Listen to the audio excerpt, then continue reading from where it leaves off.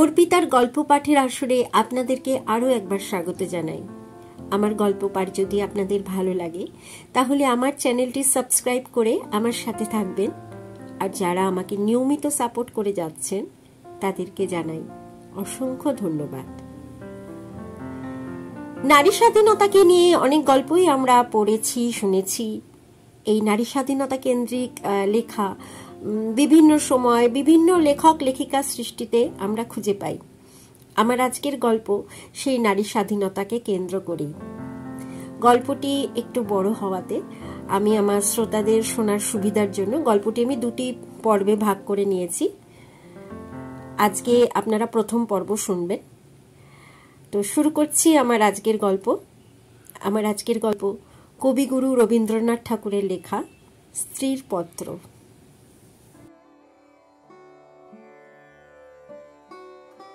শ্রীচরণ কমলেশু, আজ 15 বছর আমাদের বিবাহ হয়েছে। আজ পর্যন্ত তোমাকে চিঠি লিখিনি। চিরদিন কাছেই পড়ে আছি। মুখের কথা অনেক শুনেছ, আমিও শুনেছি। চিঠি লেখবার মতো ফাঁকটুকু পাওয়া যায়নি। আজ আমি এসেছি তীর্থ করতে শ্রীক্ষেত্রে। তুমি আছো তোমার অফিসের কাজে। শামুকের সঙ্গে খোলসের যে সম্বন্ধ, কলকাতার সঙ্গে তোমার তাই। সে তোমার দেহ মনের সঙ্গে এঁটে গিয়েছে, তাই তুমি অফিসের ছুটির দরখাস্ত করলে না। বিধাতার তাই অভিপ্রায় ছিল, তিনি আমার ছুটির দরখাস্ত মঞ্জুর করেছেন। আমি তোমাদের মেজবউ। আজ 15 বছরের পরে এই সমুদ্রের ধারে দাঁড়িয়ে জানতে পেরেছি আমার জগৎ এবং জগদীশ্বরের সঙ্গে আমার অন্য সম্বন্ধও আছে। তাই আজ সাহস করে এই চিঠিখানি লিখছি। এ তোমাদের মেজ বউয়ের চিঠি নয়। তোমাদের সঙ্গে আমার সম্বন্ধ কপালে যিনি লিখেছিলেন, তিনি ছাড়া যখন সেই সম্ভাবনার কথা আর কেউ জানত না, সেই শিশু বয়সে আমি আর আমার ভাই একসঙ্গে সান্নিপাতিক জ্বরে পড়ি। আমার ভাইটি মারা গেল, আমি বেঁচে উঠলুম। পাড়ার সব মেয়েরাই বলতে লাগলো, মৃণাল মেয়ে কিনা তাইও বাঁচল, বেটা ছেলে হলে কি আর রক্ষা পেত? চুরি বিদ্যাতে জম পাকা, দামি জিনিসের পরেই তার লোভ। আমার মরণ নেই, সেই কথাটাই ভালো করে বুঝিয়ে বলবার জন্যে এই চিঠিখানি লিখতে বসেছি। যেদিন তোমাদের দূর সম্পর্কের মামা তোমার বন্ধু নীরদকে নিয়ে কোণে দেখতে এলেন, তখন আমার বয়স 12। দুর্গম পাড়াগাঁয়ে আমাদের বাড়ি। সেখানে দিনের বেলা শেয়াল ডাকে। স্টেশন থেকে 7 ক্রোশ স্যাকরা গাড়িতে এসে বাকি 3 মাইল কাঁচা রাস্তায় পালকি করে তবে আমাদের গায়ে পৌঁছানো যায়। সেদিন তোমাদের কি হয়রানি, তার উপর আমাদের বাঙাল দেশের রান্না। সেই রান্নার প্রহসন আজও মামা ভোলেননি। তোমাদের বড় বউয়ের রূপের অভাব মেজ বউকে দিয়ে পূরণ করবার জন্যে তোমার মায়ের একান্ত জিদ ছিল। নইলে এত কষ্ট করে আমাদের সে গায়ে তোমরা যাবে কেন? বাংলাদেশে পিলে, যকৃৎ, অম্লশূল এবং কোণের জন্যে তো কাউকে খোঁজ করতে হয় না। তারা আপনি এসে চেপে ধরে, কিছুতে ছাড়তে চায় না। বাবার বুক দূর দূর করতে লাগলো। মা দুর্গা নাম জপ করতে লাগলেন। শহরের দেবতাকে পাড়া গায়ের পূজারী কি দিয়ে সন্তুষ্ট করবে? মেয়ের রূপের উপর ভরসা। কিন্তু সেই রূপের গুমর তো মেয়ের মধ্যে নেই। যে ব্যক্তি দেখতে এসেছে সে তাকে সে দামই দেবে, সেই তার দাম। তাই তো হাজার রূপে গুণেও মেয়ে মানুষের সংকোচ কিছুতে ঘোচে না। সমস্ত বাড়ির, এমনকি সমস্ত পাড়ার এই আতঙ্ক আমার বুকের মধ্যে পাথরের মতো চেপে বসল। সেদিনকার আকাশের যত আলো এবং জগতের সকল শক্তি যেন 12 বছরের একটি পাড়া গায়ে মেয়েকে 2 পরীক্ষকের 2 জোড়া চোখের সামনে শক্ত করে তুলে ধরবার জন্যে পেয়াদাগিরি করছিল। আমার কোথাও লুকোবার জায়গা ছিল না।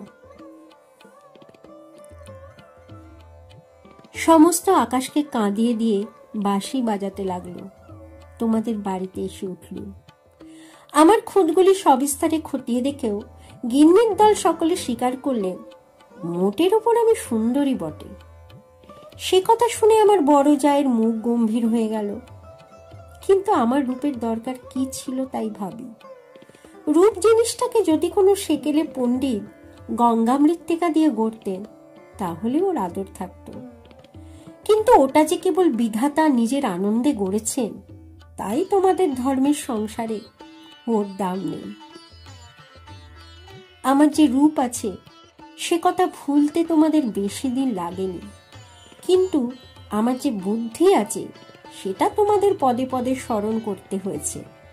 ওই বুদ্ধিটা আমার এতই স্বাভাবিক যে তোমাদের ঘরকন্যার মধ্যে এতকাল কাটিয়েও আজও সে টিকে আছে। মা আমার এই বুদ্ধিটার জন্য ভীষণ উদ্বিগ্ন ছিলেন। মেয়ে মানুষের পক্ষেই এক বালাই, যাকে বাধা মেনে চলতে হবে সে যদি বুদ্ধিকে মেনে চলতে চায় তবে ঠোকর খেয়ে খেয়ে তার কপালই ভাঙবে। কিন্তু কি করব বলো, তোমাদের ঘরের বউয়ের যতটা বুদ্ধির দরকার বিধাতা অসতর্ক হয়ে আমাকে তার চেয়ে অনেকটা বেশি দিয়ে ফেলেছেন। সে আমি এখন ফিরিয়ে দিই কাকে? তোমরা আমাকে মেয়ে জ্যাঠা বলে দুবেলা গাল দিয়েছ, কটু কথাই হচ্ছে অক্ষমের সান্ত্বনা, অতএব সে আমি ক্ষমা করলুম। আমার একটা জিনিস তোমাদের ঘর কন্যার বাইরে ছিল, সেটা কেউ তোমরা জানোনি। আমি লুকিয়ে কবিতা লিখতুম, সে ছাইপাশ যাই হোক না, সেখানে তোমাদের অন্দরমহলের পাঁচিল ওঠেনি। সেইখানে আমার মুক্তি, সেইখানে আমি। আমার মধ্যে যা কিছু তোমাদের মেজ বউকে ছাড়িয়ে রয়েছে সে তোমরা পছন্দ করনি, চিনতেও পারোনি। আমি যে কবি সে এই 15 বছরেও তোমাদের কাছে ধরা পড়েনি। তোমাদের ঘরের প্রথম স্মৃতির মধ্যে সবচেয়ে যেটা আমার মনে জাগছে সে তোমাদের গোয়াল ঘর। অন্দরমহলের স্মৃতি উঠবার ঠিক পাশের ঘরেই তোমাদের গরু থাকে। সামনের উঠোনটুকু ছাড়া তাদের আর নড়বার জায়গা নেই। সেই উঠোনের কোণে তাদের জাবনা দেবার কাঠের গামলা। সকালে বেহারার নানা কাজ উপবাসী গরুগুলোকে ততক্ষণ সেই গামলার ধারগুলো চেটে চেটে চিবিয়ে চিবিয়ে খাবলা করে দিত। আমার প্রাণ কাঁদত। আমি পাড়া গায়ের মেয়ে, তোমাদের বাড়িতে যেদিন নতুন এলুম সেদিন সেই 2টো গরু এবং 3টি বাছুরি সমস্ত শহরের মধ্যে আমার চির পরিচিত আত্মীয়ের মতো আমার চোখে ঠেকল। যতদিন নতুন বউ ছিলুম নিজে না খেয়ে লুকিয়ে ওদের খাওয়াতুম। যখন বড় হলুম তখন গরুর প্রতি আমার প্রকাশ্য মমতা লক্ষ্য করে আমার ঠাট্টার সম্পর্কীয়রা আমার গোত্র সম্বন্ধে সন্দেহ প্রকাশ করতে লাগলেন। আমার মেয়েটি জন্ম নিয়েই মারা গেল। আমাকেও সে সঙ্গে যাবার সময় ডাক দিয়েছিল। সে যদি বেঁচে থাকতো তাহলে সেই আমার জীবনে যা কিছু বড়, যা কিছু সত্য সমস্ত এনে দিত। তখন মেজ বউ থেকে একেবারে মা হয়ে বসতুম। মা যে এক সংসারের মধ্যে থেকেও বিশ্ব সংসারের। মা হবার দুঃখটুকু পেলুম, কিন্তু মা হবার মুক্তিটুকু পেলুম না। মনে আছে ইংরেজ ডাক্তার এসে আমাদের অন্দর দেখে আশ্চর্য হয়েছিল এবং আতুর ঘর দেখে বিরক্ত হয়ে বকাবকি করেছিল। সদরে তোমাদের একটুখানি বাগান আছে, ঘরে সাজসজ্জা আসবাবের অভাব নেই, আর অন্দরটা যেন পশমের কাজের উল্টো পিঠ। সেদিকে কোনো লজ্জা নেই, শ্রী নেই, শয্যা নেই। সেদিকে আলো মিটমিট করে জ্বলে, হাওয়া চোরের মতো প্রবেশ করে, উঠোনের আবর্জনা নড়তে চায় না, দেওয়ালের এবং মেঝের সমস্ত কলঙ্ক অক্ষয় হয়ে বিরাজ করে।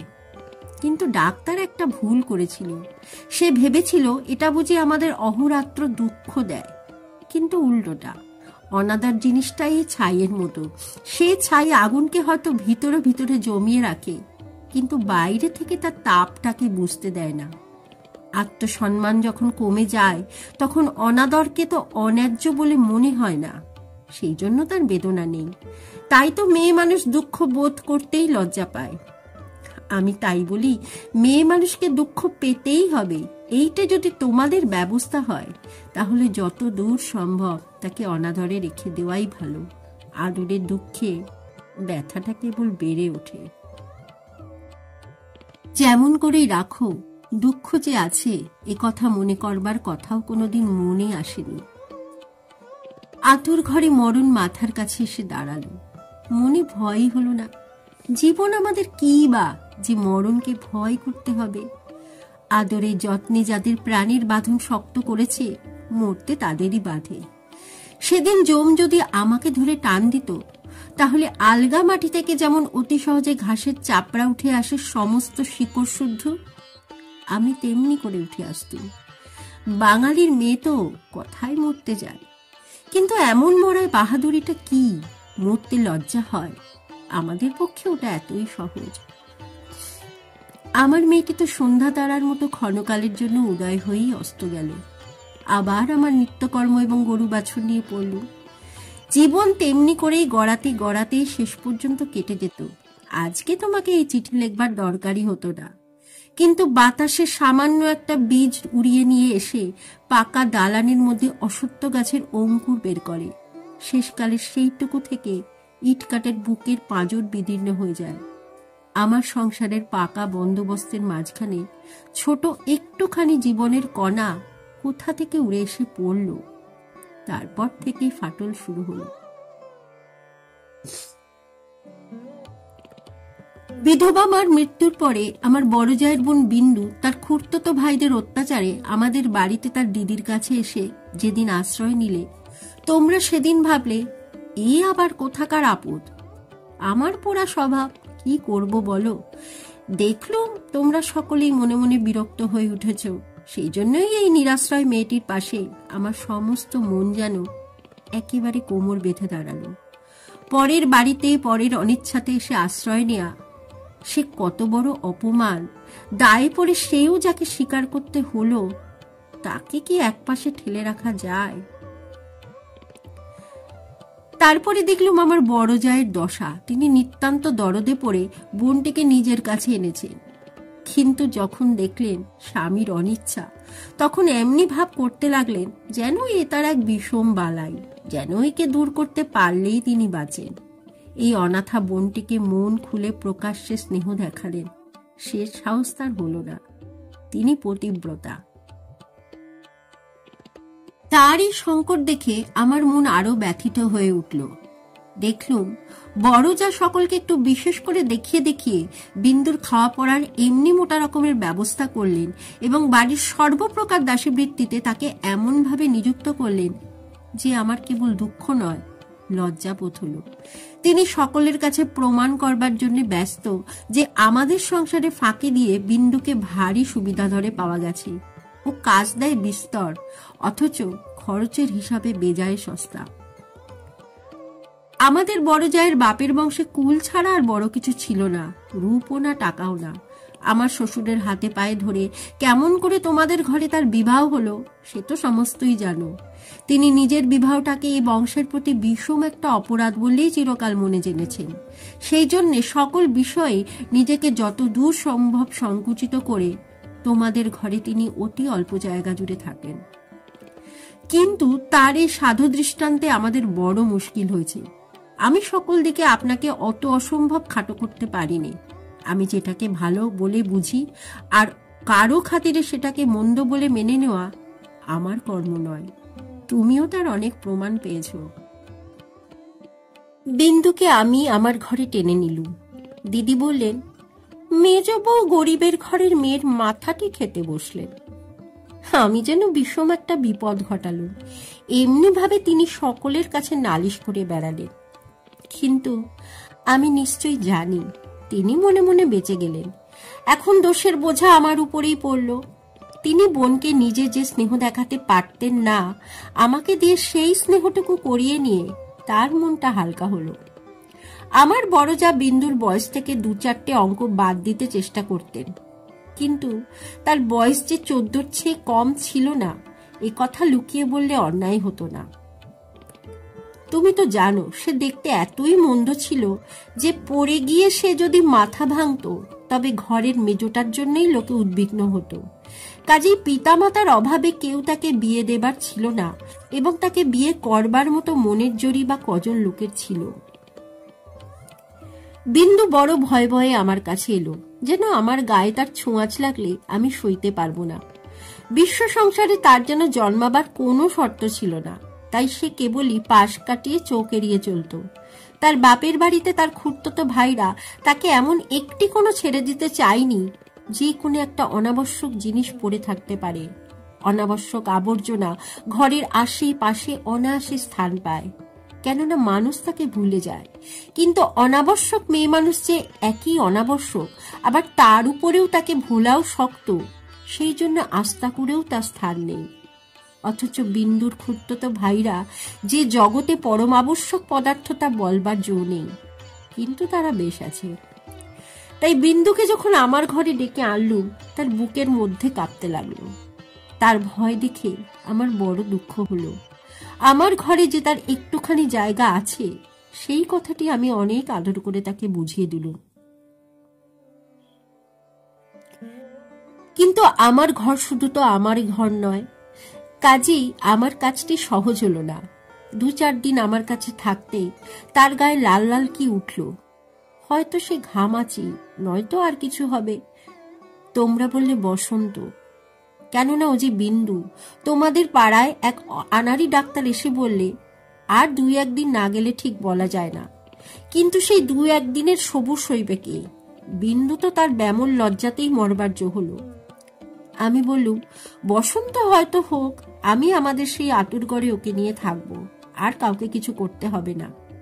এই নিয়ে আমার উপরে তোমরা যখন সকলে মার মূর্তি ধরেছ, এমনকি বিন্দুর দিদিও যখন অত্যন্ত বিরক্তির ভান করে পোড়া কপালি মেয়েটাকে হাসপাতালে পাঠাবার প্রস্তাব করছেন, এমন সময় ওর গায়ের সমস্ত লাল দাগ একদম মিলিয়ে গেল।